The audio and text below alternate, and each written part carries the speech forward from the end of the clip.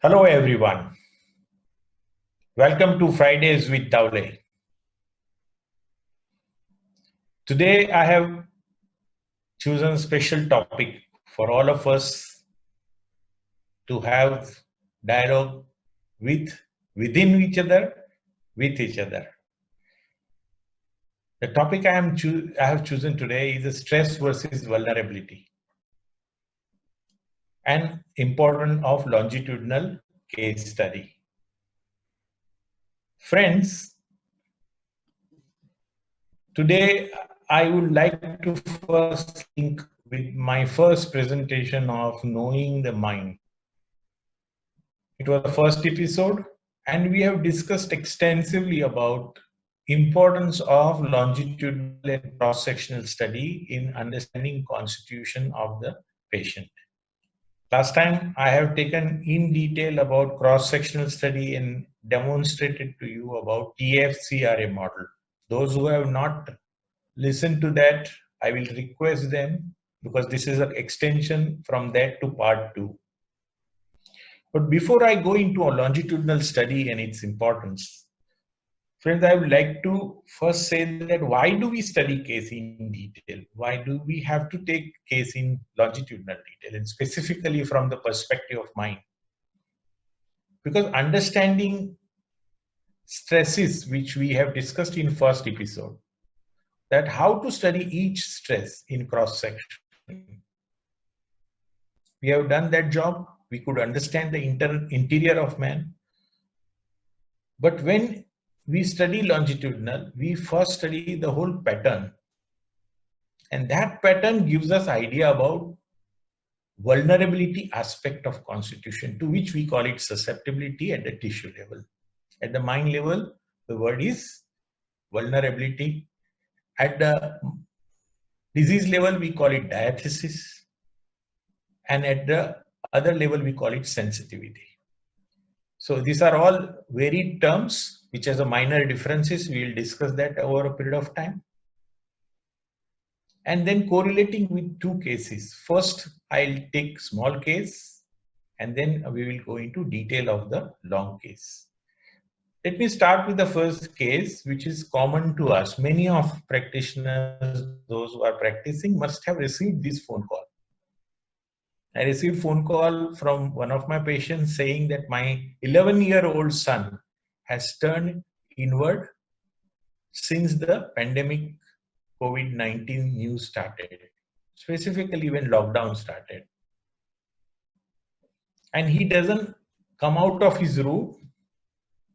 Not only that, he doesn't allow any of the family member to go out even for the purchase of essential thing. He wants everyone to be clustered at home.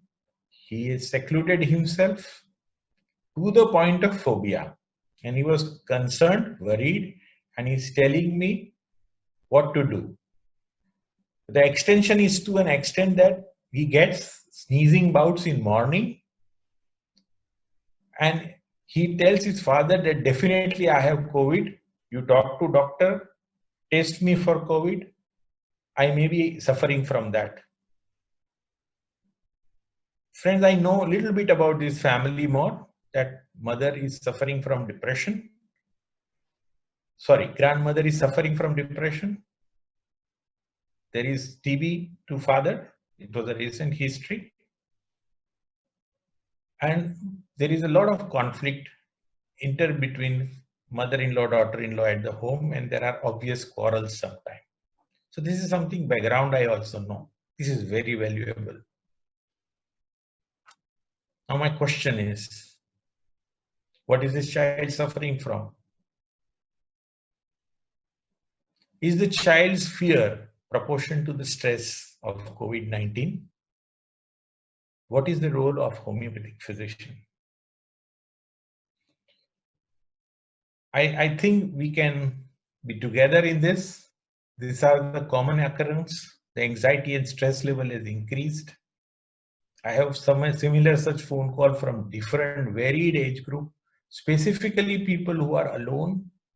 I receive phone call of sleeplessness. They have tingling, numbness, heavy head. And some of them are also depicting symptoms of COVID patient, though they do not have major occurrence, which goes on for weeks together, and still the symptoms of sore throat doesn't go from their presentation. So the aspect of stress, there is a stress which is common to all of us: social distancing, be careful. And in that stress, we all are surviving. So there is an actual stress. We cannot deny that there is no stress. But there is another aspect of stress which is generated within from the self. And that gives an experience of exaggerations. And we feel, sometimes wonder that, is it proportionate to whatever the stress is, and how to discriminate that. And you cannot discriminate without proper study of vulnerability of the individual. So it is very, very important to understand what is stress, and the stress is experience of stress is directly proportional to the vulnerability within us. And what is this vulnerability? What is this stress? So I'd like to focus on that now. Stress can be conceptualized as a life event that disrupts the equilibrium of a person's life. You will agree with me this. Stress is a response of an individual to demands he or she perceive as a taxing or exceeding to his or her personal resources. I feel I can't manage. When we use, these are common terminology which we use when we are in stress. What is that I can't manage is the inner factor, and that is this vulnerability factor. We call it diathesis also, or predisposition toward developing certain type of disorders. So these are the factors in general. We have genetic propensities. Sometimes we have experiences of childhood trauma, like in this case, the child has grown up seeing conflict, quarrels at home. Simultaneously, if you carefully study, if there is a history of depression in the family, father has gone through tuberculosis, child had recurrent respiratory infection in childhood, and on other side now cognitively, if you see that he is overreacting because of his emotional reason, and he loses his reason and trying to almost go at the level of delusional level that he has COVID symptoms within him. And in adult, we also see some personality related factors. So if circumstances were not stressful, this has not come up. Moment the stress is there, the inner vulnerability comes out on the factor. So if you have propensity, more propensity to be from genetic, biological, physiological, and psychological processes, your higher chances of mental disorder. If you have understood this, let's go ahead and understand from this diagram how the disorder develops. Whatever disorder we call it, at the anxiety level or a panic level, we see, or sometimes depression, the early signs of depression. These are all main factor which is responsible. These biological factors like genetic factor, neurotransmitters, hormonal imbalances, we'll study in the next long case which I am taking. Psychological disorder factors, which are specifically early developmental childhood trauma. We hear in many female or even male, we see that sexual assault. All this produces something which is very difficult to manage. But all the experiences are repressed or goes into much deeper layers. And when the stress comes, this factor comes out forefront. And there are socio-cultural factors. Low socio-economical conditions, various caste discriminations. Friends, I have brought one beautiful case for all of us to study, that how these three factors can help or probably can make the dynamic movements in the system from SORA to psychotic to tubercular to syphilitic. This is so powerful that it can make movement at that level. And that's what exactly now this stress diathesis model, if you try to correlate with homeopathic constitutional remedy. So biological factors, hereditary factors I have discussed. All this is very beautifully correlated by Dr. M.L.D. Sari in Symposium volume. And classically, you see that how fundamental cause, exciting cause, maintaining cause, all are responsible, as I discussed with you. How family setup, how various unresolved conflicts in early childhood till as you grow up can lead to your susceptibility is being affected at tissue level and your inner character or personality is affected at your vulnerable factors. All this is not possible. If you see, this is not possible without you study case in its evolution. So evolutionary study or a longitudinal study is critically important. Just prescribing on available mind symptoms is not the classical practice recommended by Hahnemannian homeopath. We're just seeing scattered one or two symptoms or interpretation of some of the mental symptoms and prescribing will not be as accurate as the constitutional study which we do it in man in health to man in disease in its total evolution with minimum 2 or 3 cross-sectional study. So I'll demonstrate to you very important case. How various factors like biological, psychological and social factors affects. Like homeopathically, we see that this case has a background of depression and tuberculosis. So you see miasmatically load of tubercular and psychosis is very, very high in this child. And he has a propensity toward depression over a period of time. The way he is behaving in his anxiety also. But the main causative factor is what?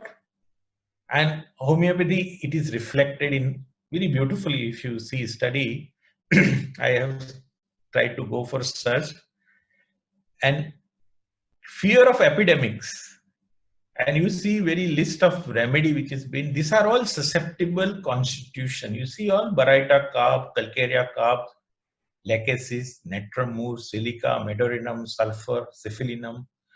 These are susceptible constitution which are, vulnerable to epidemic disease, and they have a fear much more than actually the impact of the disease. So there is a rubric called fear of contagious and epidemic disease, and you will see this.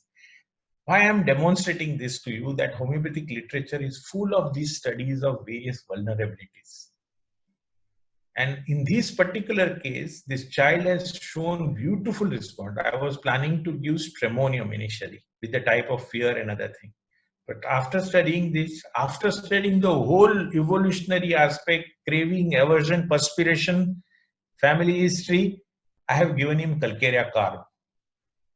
And to my great surprise, today when he has all this effect in April, at the end of April, within just a week or 2 weeks of dose, the child has started feeling better. Not only that, now very important aspect which I would like to talk to you.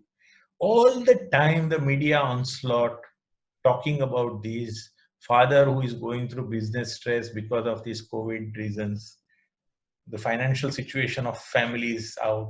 So I recommended to them that they should do something which is helping more poor people than themselves.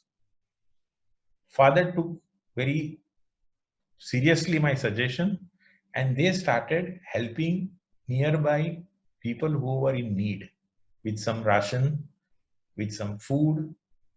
And this child started participating with father. And this was a very important action. Man is designed to help, man is designed to work. And one who has a better off situation should help someone who is in need, who is definitely in need of help. So the help the child is asking is positively transferred to helping others. So both the factor, calcium carb has initially helped him to come out of the room, and coming out of room, what you are doing is a positive reinforcement that yes, this disease one has to be very cautious about. You have to follow certain guidelines of social distancing, mask, protection, but simultaneously, you should not succumb to it and do as a human being whatever best you can do in your limitation. And that brings you out of this closed circuit which this child was suffering because of his very calcarea nature of the constitution as well as the family circumstances. He came out of it, and this is a small case, friends.